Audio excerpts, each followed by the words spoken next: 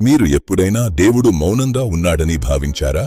భయం, ఒంటరితనం మరియు అయోమయం మనల్ని చుట్టుముట్టినప్పుడు దారి తెలియక మనం తడబడతాము. మన హృదయాల్లోని శూన్యం మనల్ని వేధిస్తుంది. కాని దేవుని వాక్యం ఇలా సెలవిస్తోంది, దిగులు పడకుము, నేను నిన్ను బలపరతును. యెషయా 41:10. ఆయన మీ చేయి పట్టుకుని మీకు తోడుగా ఉంటానని వాగ్దానం చేస్తున్నారు.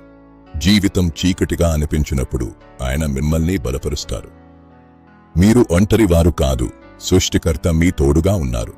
ఈ సత్యాన్ని మీ హృదయంలో నింపుకోండి. ఆయన ఇచ్చే శాంతి మీ ఆందోళనను తొలగిస్తుంది. మీ హృదయాన్ని యేసు క్రీస్తు వైపు తిప్పండి. ఈరోజే ఆయనను ఎంచుకోండి.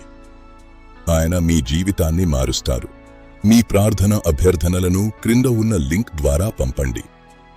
మేము మీకోసం ప్రార్థిస్తాము. దేవుడు మిమ్మల్ని దీవించునుగాక.